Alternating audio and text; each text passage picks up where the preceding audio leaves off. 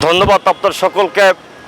বাংলাদেশের প্রত্যন্ত অঞ্চল থেকে যারা আমার এই ভিডিওটা দেখবেন এবং শেয়ার করবেন, প্রত্যেককে আমার ব্যক্তিগত পক্ষ থেকে ধন্যবাদ অভিনন্দন দিচ্ছি। বাংলাদেশ প্রতিদিন 30/5/2024 তারিখে রিপোর্ট এসেছেন ক্ষয়ক্ষতি কাটানোর চ্যালেঞ্জ উপকূলে 19 জেলায় 2.25 লাখ ঘরবাড়ি বিধ্বস্ত, ব্যাপক ক্ষতি ফসলের। ঘূর্ণিঝড় রিমালের আঘাতে দেশের 7 জেলায় 16 জনের মৃত্যু হয়েছে।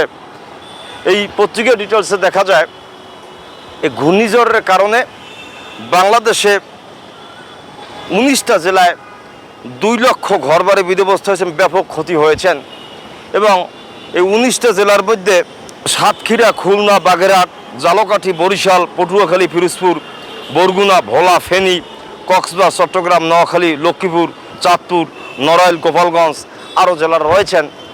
আমার বাংলাদেশ সরকারের কাছে বক্তব্যটা হলেন যে মাননীয় সরকার প্রধান আপনি বঙ্গবন্ধু কন্যা জননেত্রী শেখ হাসিনা, আজকের এই প্রেক্ষাপটে আপনি বাংলাদেশের বারবার নির্বাচিত প্রধানমন্ত্রী, আপনার পক্ষেই সম্ভব এই বাংলাদেশের 55,598 বর্গমাইলের ভূখণ্ডকে ডেভেলপমেন্ট করা।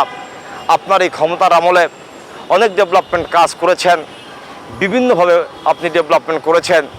আজকের এই পত্রিকা যেটা দেখলাম যে ঘূর্ণিঝড়ে বাংলাদেশের 19টা জেলায় ব্যাপক ক্ষতিগ্রস্ত হয়েছেন এবং মানুষের অনেক ঘরবাড়ি ভেঙে গিয়েছেন, গবাদি পশু নষ্ট হয়েছেন, 16 জন মানুষে মৃত্যুবরণ করেছেন। আমার বক্তব্যটা হলেন মাননীয় প্রধানমন্ত্রী, যদিও আপনি বন্যা কবলিত অঞ্চলে সফর করার জন্য পদক্ষেপ নিয়েছেন এবং তদন্ত করতেছেন যে সমস্ত অঞ্চল ক্ষতিগ্রস্ত হয়েছে এবং 2 লাখ ঘরবাড়ি ধ্বংস হয়েছেন, যাদের ঘরবাড়ি ক্ষতিগ্রস্ত হয়েছেন, যে অসহায় মানুষদের জীবন যুদ্ধে লড়ছেন, তাদেরকে আর্থিক ক্ষতিপূরণ দেওয়ার জন্য আমি সরকারকে উদ্যোক্তা আহ্বান করছি। পাশাপাশি আমি বলতে চাচ্ছি মাননীয় প্রধানমন্ত্রী, আপনার পক্ষেই এদেশের মানুষের ক্ষয়ক্ষতি পূরণ করা সম্ভব।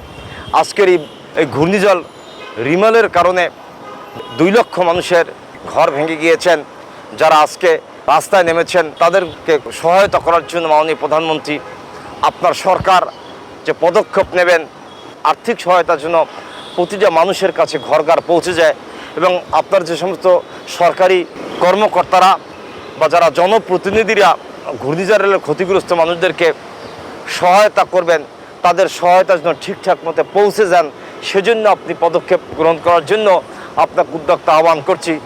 এবং মাননীয় প্রধানমন্ত্রী, আমরা বিগত দিনের পত্রপত্রিকায় দেখেছি যে বন্যায় কবলিত মানুষের জন্য যে সরকার ক্ষতিপূরণ দেওয়ার জন্য পদক্ষেপ নিয়েছেন, অনেক জনপ্রতিনিধিরাও এবং সরকারি আমলারাও সেই ক্ষয়ক্ষতির অর্থ ভোগ করেছেন এবং দুর্নীতি করেছেন, আমরা যেটা বিগত দিনের পত্রিকায় দেখেছি।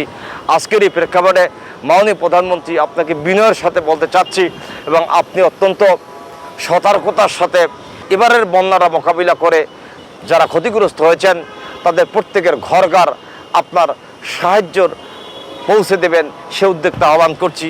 এবং কর্মচারীরা বা কর্মকর্তারা বা জনপ্রতিনিধিরা যারা পৌঁছে দেবেন তাদেরকেও মনিটরিং টিম করে আপনি তদন্তের জন্য ব্যবস্থা গ্রহণ করবেন। আদারওয়াইজ দেখা যায় পক্ষপাতিত্ব তদন্ত প্রতিবেদন হতে পারেন বা যিনি পাবেন না, পাওয়ার যোগ্য না, তাকে ক্ষয়ক্ষতি দিতে পারেন, আবার যিনি পাওয়ার যোগ্য তিনি পাইবেন না, এরকম ঘটনা বাংলাদেশে রয়েছেন। অতএব মাননীয় প্রধানমন্ত্রী সতর্কতার সহিত আপনি এবং আপনার সরকার পদক্ষেপ নেবেন এবং বাংলার প্রদত্ত অঞ্চলে 19টা জেলায় যে ক্ষতিগ্রস্ত হয়েছেন সেই ক্ষতিগ্রস্ত পূরণ করার জন্য আপনাকে উদ্যোক্তা আহ্বান করে আমি আমার সংক্ষিপ্ত বক্তব্য শেষ করছি। ধন্যবাদ আপনার সকলকে। সুস্থ থাকবেন, ভালো থাকবেন।